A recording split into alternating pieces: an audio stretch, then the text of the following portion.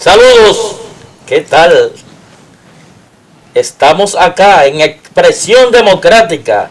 Un servidor, Radamés Santana Báez, como siempre, acompañado de Virgilio de Jesús Guerrero Soto. Buenas tardes, bienvenidos a una entrega más de su programa Expresión Democrática. Recuerden que estamos todos los viernes de 4 a 5 de la tarde por aquí por el canal 24, Santo Domingo TV, y los domingos retransmisión de 7 a 8 de la mañana. También estamos en la Caleta TV de nuestro hermano y amigo Juan Carlos Facenda. Además, estamos en todas las plataformas digitales y en una red de cables a nivel nacional e internacional. Y como siempre, los viernes nos acompaña nuestro hermano y amigo Rolando Starling Campuzano. Virgil Guerrero, Radamés Santana Ibáez, gracias por la invitación nuevamente y agradecido de Papa Dios que nos permitió estar aquí un día más y un programa más.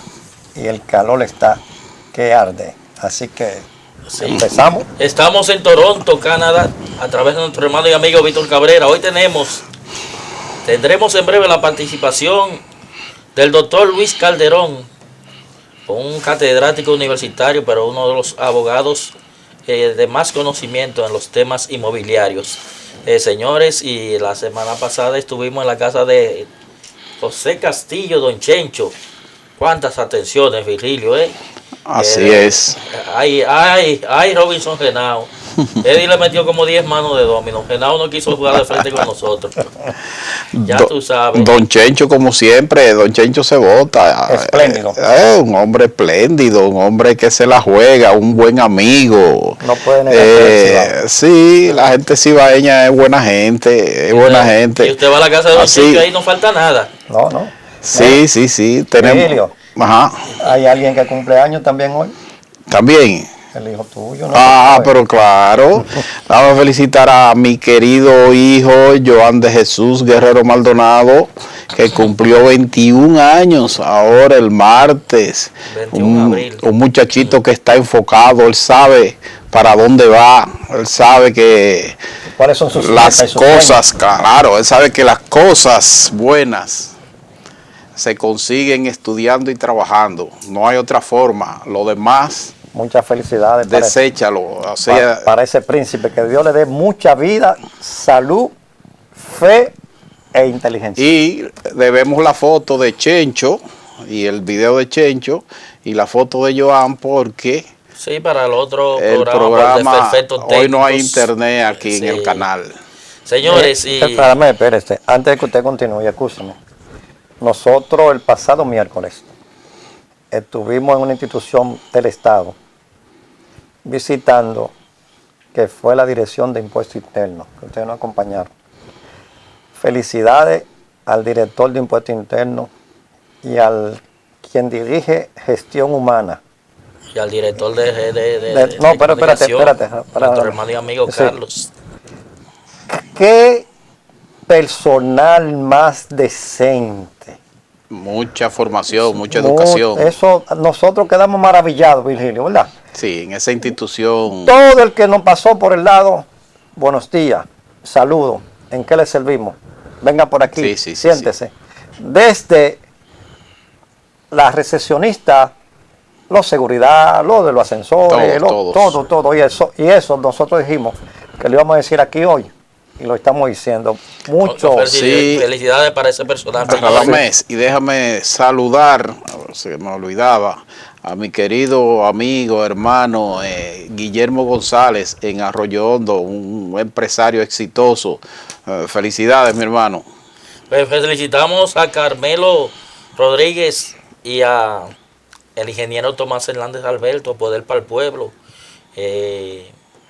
Los diferentes proyectos de frentes sectoriales y esos movimientos que encabezan Tomás Hernández Alberto y Carmelo Rodríguez dieron un espaldarazo a la política de migración y exhortaron al presidente de la República a mantenerse abrazado esa política eficiente que ha dado resultados y sobre todo también hicieron un llamado a los precandidatos para que mantengan la unidad y que atiendan las bases del partido y giren sus pasos en torno a la unidad y al trabajo que está haciendo el presidente de la República, el Luis Abinader. Señores, hoy es un día histórico que es necesario que hablemos. Es el día de la campana, del surgimiento de la campana de la libertad, donde se destapó, donde el sol de la libertad, un día como hoy, en 1900, ya hace unos tantos y tantos, vamos a decir para ser exacto, unos 66 años del ajusticiamiento del tirano Rafael Leónidas Trujillo, todo un grupo que de una forma ya venía orquestando todo un plan para darle la liberación a este país. Ahí vimos protagonistas como el teniente Amado García, que fue el encargado de avisar. Vimos a Estrella Sadalá, vimos a Inver Barrera, vimos a Antonio de la Maza, vimos a Pedro Livio Cedeño. Estamos hablando de los 3 autos que se enfocaron para interceptar. El primero se ubicó por los lados del Teatro Aguiluz, el otro se ubicó 4 kilómetros más atrás y el otro se ubicó casi después de la 30 de marzo, que ahí estaba Pedro Livio Cedeño. Como es sabido por todos, ya había un grupo de dominicanos que entendían que el régimen había que salir de él por el atropello, las muertes horrorosas, por todo lo que implicaba la dictadura de Rafael, por todos los ademanes, por todas las atrocidades que venía el país sufriendo por más de 30 años. Y hay clasificado que hay diferentes opiniones encontradas.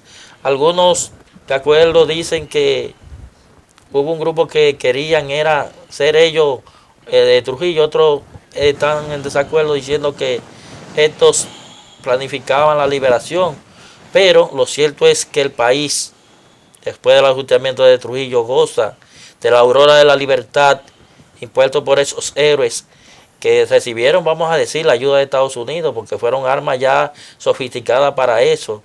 Y el primer grupo que se apostó ahí en el Teatro Aguiluz, que pensaban que no le habían dado a Trujillo, sin embargo, una de Trujillo que ya estaba con su chofer Zacarías, iba con 3 ametralladoras y su revólver, que era un 38, trató de repeler la agresión y, como habíamos vaticinado,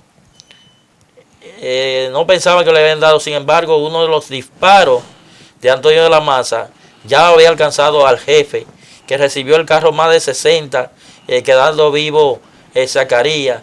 Y cuando llamaron al jefe de seguridad, Pupo Román, no se pudieron manifestar, no pudieron ubicarlo, porque tenemos entendido, de acuerdo a la historia, que Pupo Román fue una de las personas que de una vez tuvo el asedio de los familiares de Trujillo.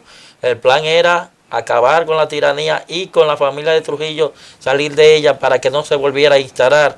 Pero es un acto heroico, un gesto histórico que ha llenado de libertad a este pueblo, a este país. Y fecha como esa hay que mantenerla viva, señores.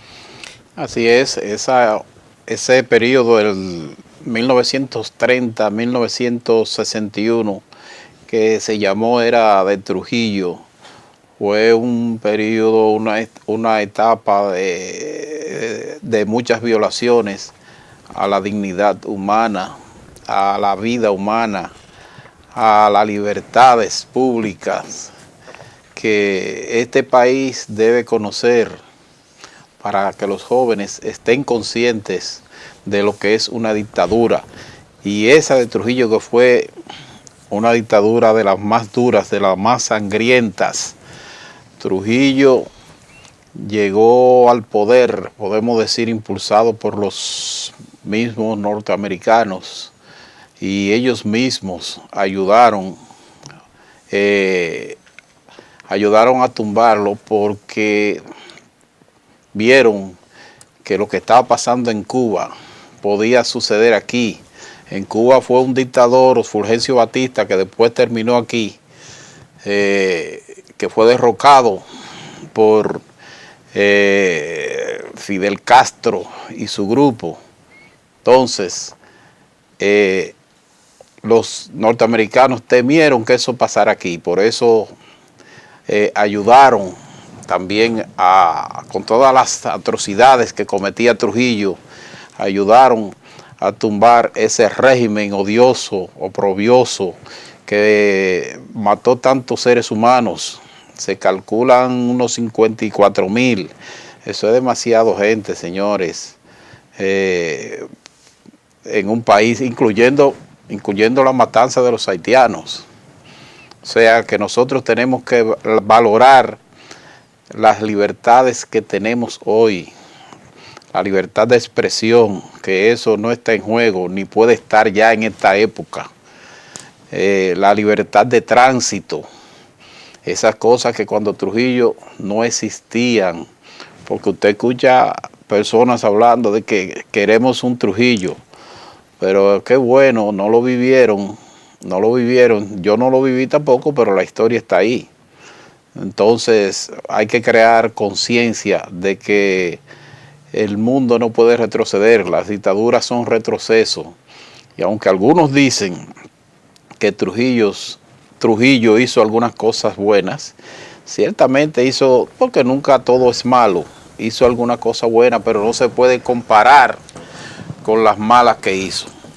Así que hoy es un día histórico que es bueno que los dominicanos recordemos, y sobre todo tenemos que tenerlo presente para que no vuelva a suceder una dictadura como esa de Trujillo, Rolando. Sabes que la gente dice queremos un Trujillo, pero hoy Trujillo no gobernaría el país, porque ya después que se conoció la libertad, cuando sucede algo, Radamés y Virgilio, de una vez la gente dice, no, que aquí no hay una dictadura, esto. Y sí hay muchas cosas en la historia de República Dominicana en el cual se debe hablar antes y después de Rafael Leónidas Trujillo, quien fuera un militar que vino desde la academia. No fue académico en el sentido de como la hora, que son cadetes, no, sino un militar. Y uno de los hombres, para mí, que con el nivel académico que tuvo una inteligencia tremenda. Trujillo se rodeó de los grandes intelectuales del país y de algunos de otros países. Pero sí, Virgilio y Radamés, lamentablemente le hizo mucho daño a República Dominicana en términos de la libertad, en términos de que cualquiera de los aguizotes de él, cualquiera de los seguidores de él que se sentían con poder, mataban a una gente sin tener que ver nada en contra de la dictadura, le violaban a las mujeres, le violaban a los hijos, le violaban a las hijas, le violaban y mataban a los esposos para quedarse con las esposas. Y en fin. Le quitaban propiedades, todo es un atropello. Sí, le quitaban propiedades, todo. Y a veces era sin consentimiento. Y Trujillo siendo uno de los hombres más ricos del mundo, a costa del pueblo dominicano. Sí, así mismo es. Y sí le decimos a ustedes, amables televidentes, a esos niños y a esos jóvenes que están estudiando, que por favor se lean siempre lo que es la historia, la parte que se cuenta de Trujillo, para que nuestro país jamás en la historia repita una dictadura como la de Trujillo, que duró 31 años y varios meses, y hoy se cumplen 64. El presidente de la República, en una actividad en el día de hoy, dijo que le pedía un minuto de silencio en nombre de los familiares de los que Trujillo asesinó. Y eso es así. La historia debe ser así, que todos los años, por regla, por ley, por lo que sea, ¿verdad, Virgilio? Claro. Se ponga en agenda nacional un minuto de silencio a una hora, ¿verdad, Virgilio? Un minuto de silencio que se ha institucionalizado eso de un minuto de silencio en recordación de los asesinados. De los héroes. De los asesinados por Trujillo. Para que entonces los familiares de los asesinados y los que tienen, siempre recuerden para que la dictadura no vuelva. Vamos a unos consejos de interés. Volvemos con el doctor Luis Calderón.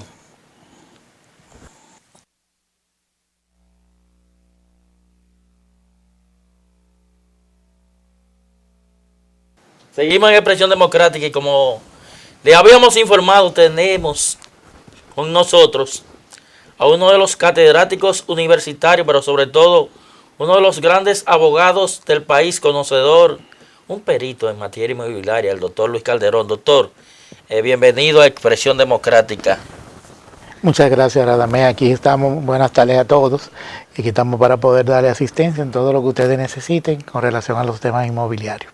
Doctor, ¿qué son la partición de herederos, la partición amigable, la determinación de herederos? ¿Por qué dura tanto tiempo los procesos de herencia para ser delucidados?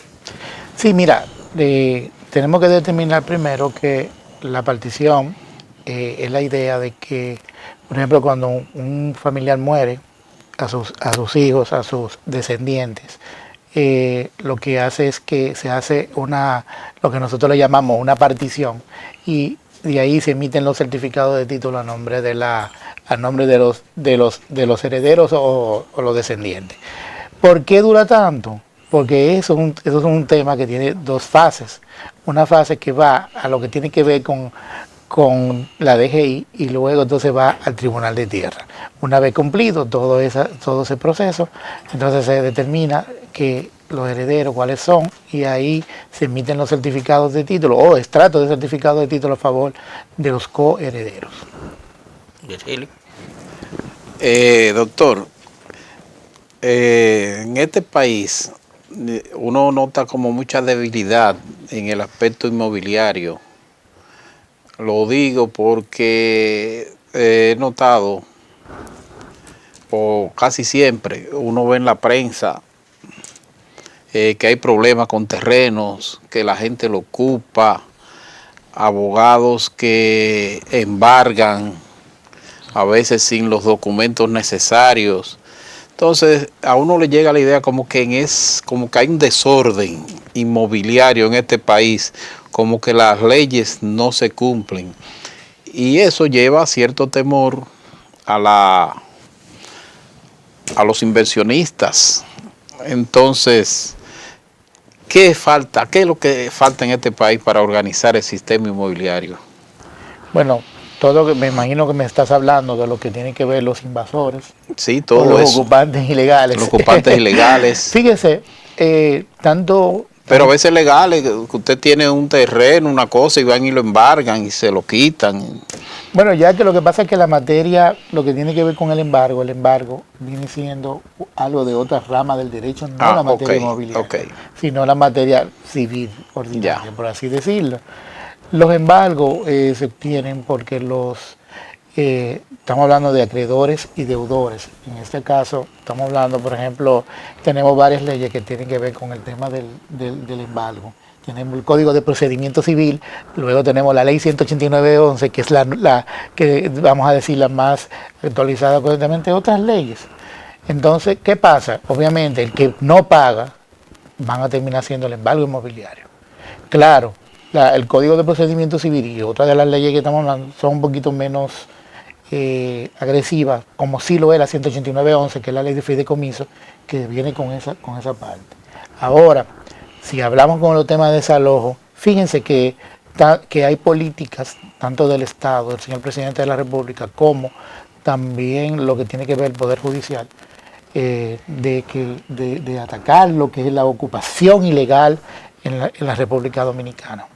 Nosotros tenemos dos instrumentos para el ocupante, para poder fortalecer con ese tema o desalojar lo que es un ocupante ilegal. Tenemos el desalojo, ¿cómo se le llama? El desalojo por ante el abogado del Estado, que se hace bajo un procedimiento que conlleva, por ejemplo, primero una intimación de 15 días, luego claro, haber cumplido con unos requisitos previos, y luego se hace vista conciliatoria, que luego que la vista conciliatoria, el abogado del Estado lo que tiene que hacer, porque se pone, no naturalmente, él no conoce todos los casos, sino que pone otros abogados ayudantes que él tiene, porque la ley le da esa potestad. Y al final ellos dictan un dictamen de un no o no lugar al desalojo y él emite su fuerza pública. También tenemos otra vía que es el desalojo judicial, que ya se haría por el Tribunal de Tierra en formato de litis, y al final la sentencia que ordena el desalojo, entonces hay que buscar la fuerza pública por el abogado del Estado. Tengo que manifestar que el abogado del Estado, y así como otras autoridades que tienen que ver con los temas de desalojos de invasores, están tratando de hacer todos los esfuerzos para que no exista esta situación y pueda enmendarse. Y también el presidente de la República, que también le interesa este tema y ha buscado la manera de fortalecer estas entidades, así como la Fuerza Pública de la Policía Nacional. Doctor, nosotros hablábamos antes yo no sé si usted quiere que toquemos ese punto, ¿qué fue el encontronazo que hubo con un tema ahí de terreno en los Alcarrizos? Bueno, los Alcarrizos, me supongo que me hablas del cementerio.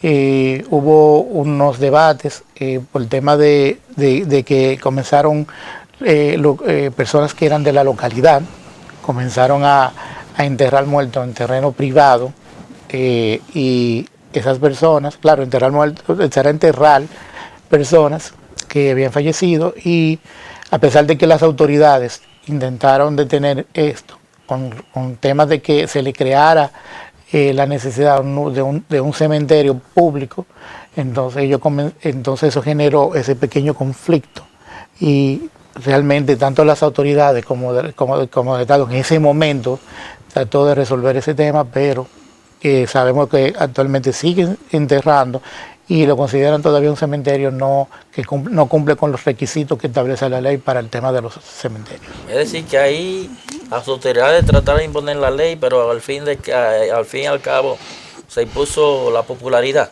Exactamente, lamentablemente. Doctor, siguiendo con lo que son las ocupaciones, fíjese, en este país se ha dado mucho, sobre todo en el gobierno anterior, sin politizarlo, se dio, y siempre se ha dado, hace mucho tiempo se viene dando, que hay una persona que tiene su terreno, yo sé que a la gente le interesa eso, tiene su terreno y tiene su título, y viene uno, paga y le saca un título a eso. Yo conozco un caso de un terreno que tiene 6 títulos. Bueno, entonces, ¿cómo que se hace eso? No, pero la verdad, mira, no debería existir situaciones como esa. ¿Por qué? Porque actualmente la ley, lo que da el tema de la georreferenciación, que cuando se hace un deslinde, se hace cualquier otro levantamiento de mensura, entonces ya hoy en día se convierte en un tema de una nueva parcela que se llama designación posicional, que son parcelas que tienen las coordenadas. Fíjense que cuando entra la ley 108-05 y se crean esas nuevas, las regionales y la nacional, la Dirección Nacional de Mensuras Catastrales, no trae consigo la cartografía anterior de las parcelas con designación tradicional. Es un poquito técnico, pero eso generó que pasaran saneamientos y deslinde en terrenos ya que habían cumplido con estos procedimientos, lo que generó esa parte. Por eso que usted se ha visto situaciones en que hay saneamiento sobre saneamiento, deslinde sobre parcelas ya delindados, tenían con su debidamente saneamiento, pero la jurisdicción inmobiliaria ha corregido eso.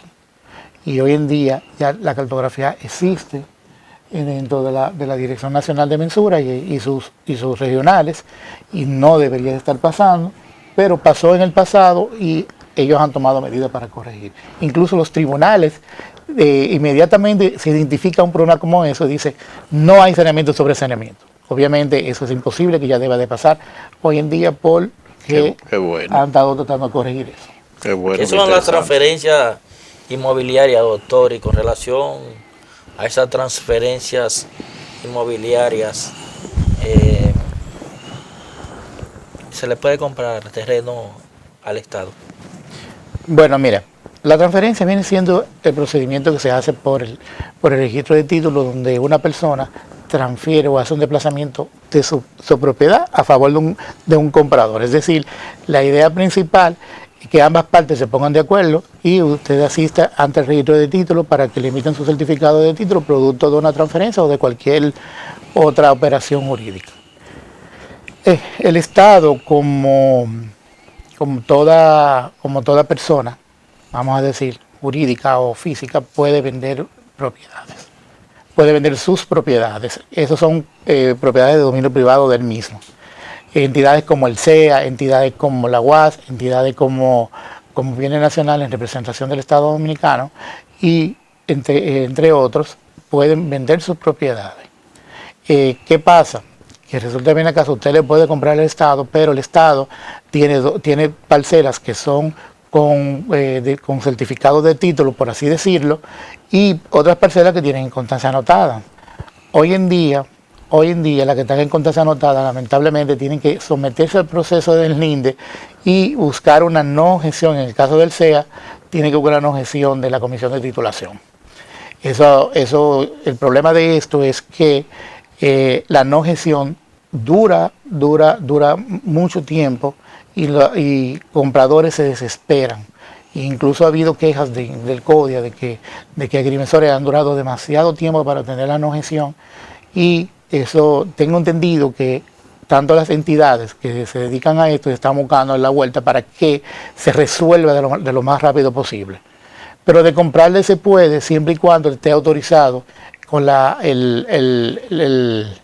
el director o ya sea el administrador, dependiendo de la entidad que estemos hablando, siempre y cuando tenga un decreto presidencial en virtud de la ley 1486 en representación del Estado. ¿Y cuáles son los pasos que hay que dar? Por ejemplo, si usted compra un terreno en el Estado y en el transcurso del terreno alguien va y le ocupa esa porción, ese terreno que usted compró, ¿qué se debe hacer para que esa institución que usted le compró le pueda ceder y dar, vamos a decir, la propiedad sin habitantes, sin esos invasores, entregárselo completamente desalojado? ¿Cuáles son los pasos? Porque veo como que hay una lentitud ahí, como el abogado del Estado, no sé, lo digo por casos que conocemos.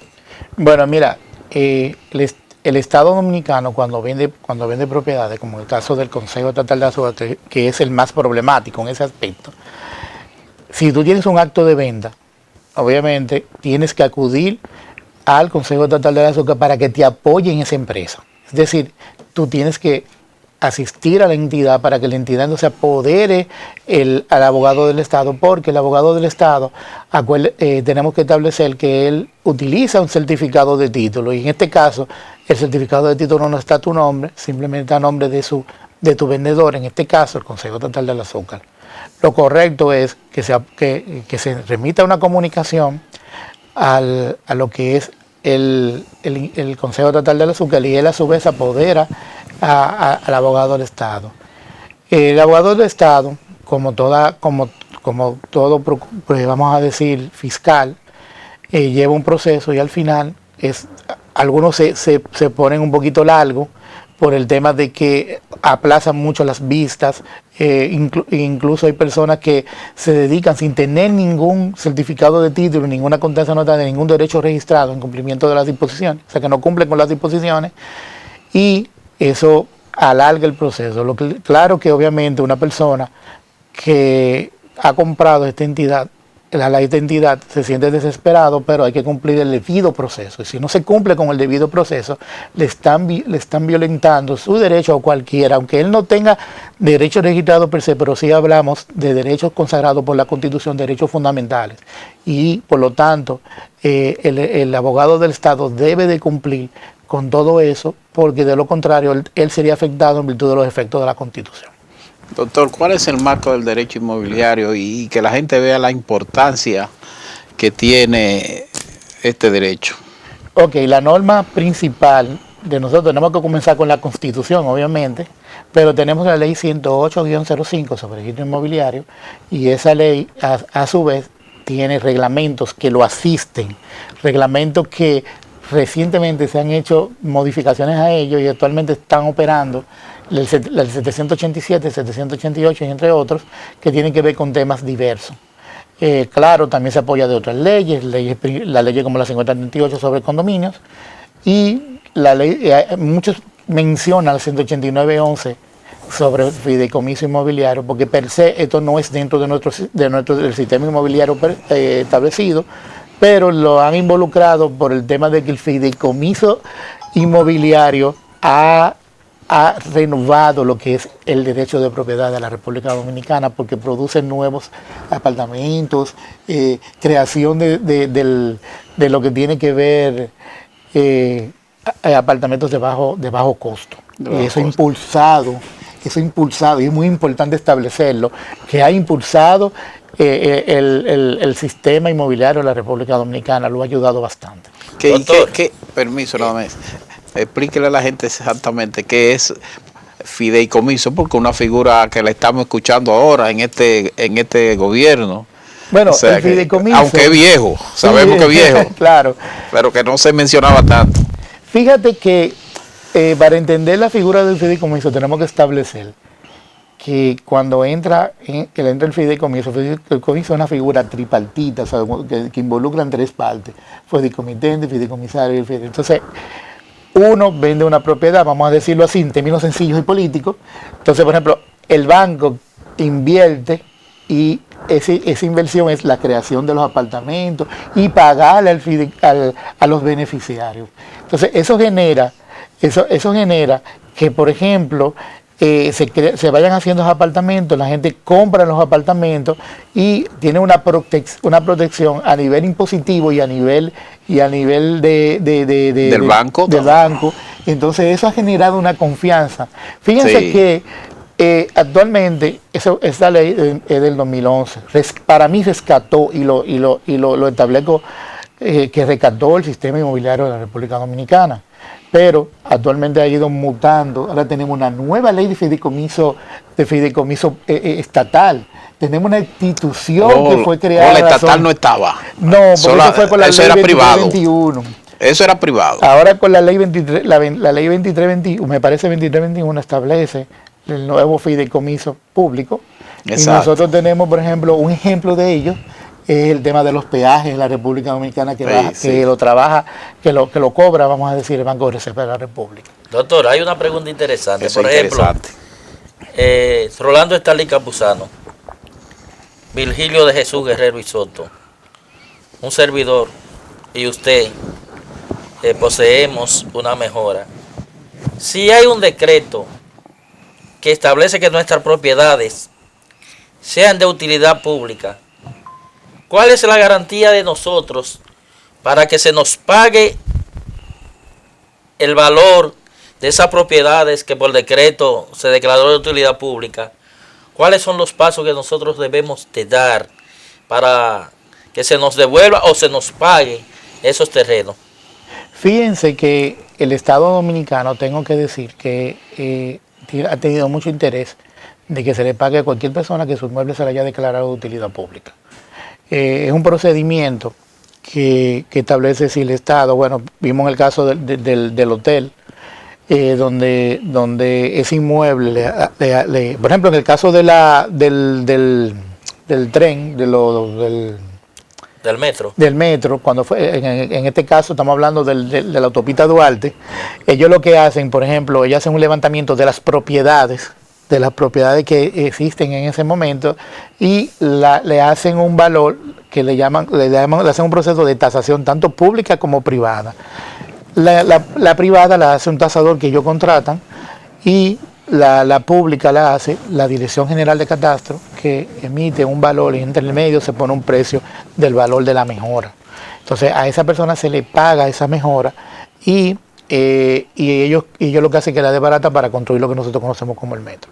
Pero si vemos lo que establece el artículo 51 de la Constitución en su numeral número 1, o sea, un inmueble o una propiedad que ya se declara de utilidad pública debe de ser pagada conforme a lo que establece, solo una excepción en la regla en el caso del estado de emergencia, como lo que pasó con el COVID. Y esa parte, si no le pagan el Estado Dominicano, siempre hay que identificar cuál de las entidades es la encargada de eso para requerir el pago. Si no, la vía que tenemos alternativa para garantizar esto es apoderar a lo que es el Tribunal Superior Administrativo en busca de la nulidad del decreto que hizo o declaró de utilidad pública. Oh, excelente, excelente. Sí, porque, por ejemplo, el caso del metro, que hay que, como usted decía, en esa autopista Duarte había que apropiar muchas propiedades.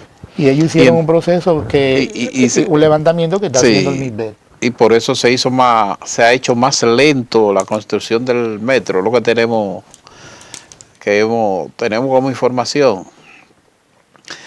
Pero el Estado está obligado a pagarle indiscutiblemente, por eso, como usted decía, se tasa, una tasación privada y una del Estado. Está obligado a pagarle a la gente y no es como la gente piensa, que el Estado le paga lo que él quiere. Por eso se tasa, se hacen la tasación. Exactamente. O sea que el Estado siempre paga. Yo le decía ahorita fuera de cámara a usted que yo tengo un caso, una propiedad que el Estado tomó hace unos años y todavía no lo ha pagado, y ahora es que se están haciendo los aprestos para pagarla. Entonces, ¿a cómo paga el Estado eso? ¿Lo paga a como estaba la propiedad en ese tiempo o lo tiene que pagar a como está ahora? Bueno, mira, y todo depende si ellos hicieron el procedimiento en el momento. Si hicieron el procedimiento en el momento, ahí tiene su tasación pública o privada, pero ellos necesitan obligatoriamente, para emitir el decreto presidencial, tienen que haber cumplido con esas tasaciones. Eso es algo que piden como requisito sine qua non el presidente de la República. Si le hicieron en ese momento, se va a trabajar con la que se hizo en el momento. De lo contrario, tiene que trabajar con una nueva actual. Ay, mi madre. Bueno, vamos a unos consejos de interés. Volvemos con el doctor Luis Calderón en Expresión Democrática. Seguimos aquí en Expresión Democrática. Bueno, seguimos conversando con el doctor Luis Calderón. Ya ustedes han visto que es un hombre que sabe de eso, un técnico en la materia. Doctor, ¿qué es un deslinde y una constancia anotada? Bueno, mira, para explicarte mejor el tema, la constancia anotada nace con la ley 1542, que es la ley anterior a la ley 108-05. La constancia anotada venía siendo un derecho registrado que se emitía a virtud de un acto de venta. Es decir, yo era dueño de una propiedad saneada con la 1542, te vendía 100 metros y esos 100 metros te emitían una constancia anotada de 100 metros para ti y la diferencia para el comprador. Si el comprador lo que tenía originalmente 1000, entonces él tiene una constancia nueva de 900. Entonces, ¿qué pasa? El problema que venía con la constancia anotada era que tú no sabías no tenías un soporte técnico. Es decir, yo no tengo plano, yo no sé dónde estoy. Exacto. Y ahí venía la situación con la constancia anotada, porque hay muchos derechos que se basan en constancia anotada, como los terrenos del mismo Consejo Estatal de Azúcar que estamos diciendo, donde fueron sometidas a esa rebaja, y hoy en día lo que busca la ley 108-05, la nueva ley, es disminuir las constancias anotadas. De hecho, un certificado de título con parcela con designación posicional, como la nueva ley, es imposible que se someta al proceso del deslinde. ¿Qué es el deslinde? Simplemente el proceso de mensura que se hace para buscarle la delimitación, vamos a decir, a nivel de plano, en la propiedad. Entonces, actualmente, un deslinde que tú hagas con tu constancia anotada, con tu ocupación, se emite un certificado de título debidamente delimitado con una designación posicional. O sea, yo voy con mi constancia anotada y ahí me deslindan y me dice lo de usted aquí. No, porque tú tienes tu posesión. Si tú tienes tu casa, si tú tienes una mejora, tú delindas esa propiedad, y ahora también tenemos un nuevo proceso que se llama regularización parcelaria, que viene siendo un deslinde también. La diferencia con una y otra, que una es administrativa y la otra es jurisdiccional. La idea principal es individualizar tus derechos. Exacto. Y darte un plano o un soporte técnico en términos sencillos y políticos. Ok. Doctor, ¿qué es una legalidad registral y qué es una mensura? Fíjate, la ley 108-05 que es del sistema Torre, igual que la 1542 y la orden ejecutiva 511, tenía unos principios registrales. Uno de ellos era el principio de especialidad, legitimidad, legalidad y por último publicidad. Entonces la legalidad viene siendo la parte de la ley que establece que tú eres dueño de esa parte y que eso pertenece a tu titular. Entonces, que se carga de depurar ese derecho en esa parte es el tribunal. Esa es la mensura catastral. Mensura viene siendo cualquier propiedad que se le lleva, mensura es medir, y el agrimensor que tú contratas mide el inmueble utilizando equipos. En este caso actualmente están usando equipos que le llaman RTK. Bueno, realmente es una marca, pero es así que se le dice, y es un equipo que se conecta a lo que tiene que ver a los satélites y te establece las coordenadas y van midiendo, van cerrando el polígono. Oye, una modernidad tremenda. ¿Cuáles son las condiciones para hacer un buen deslinde? Bueno, lo primero es la ocupación.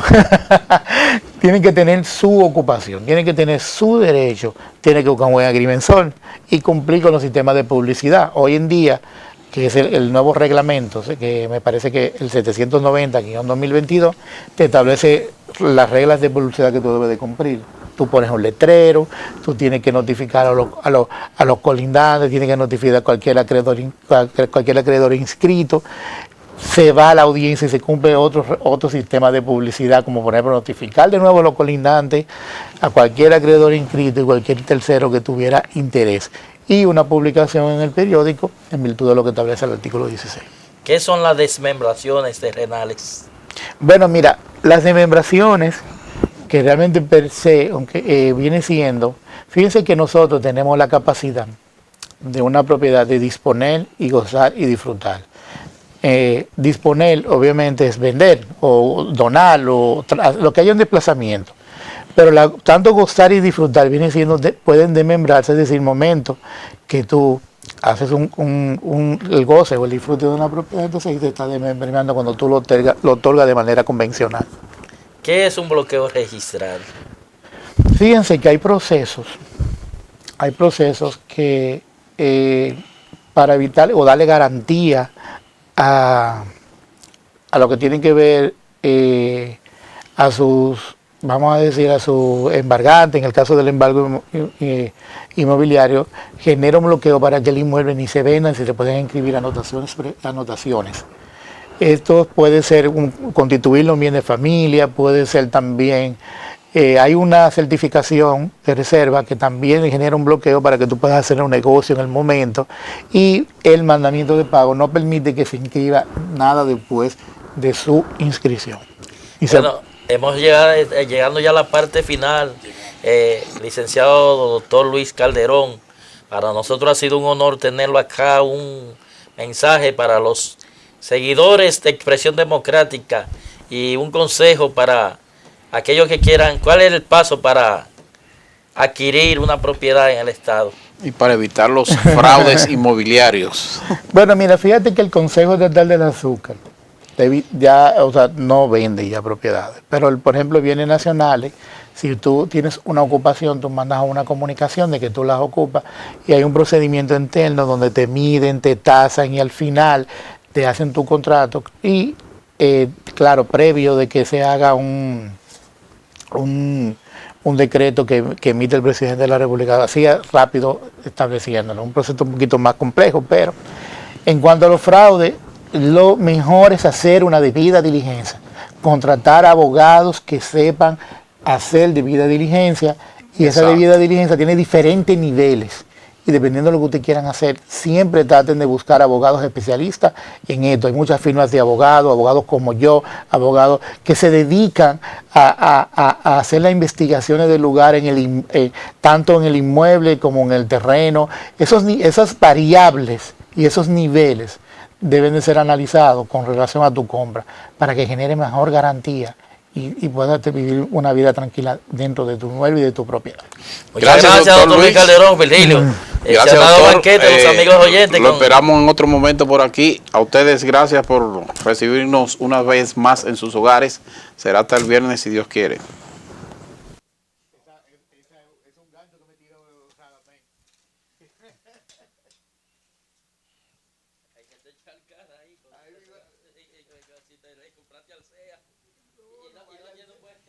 Dígame, cuñado, ¿qué es lo que hay?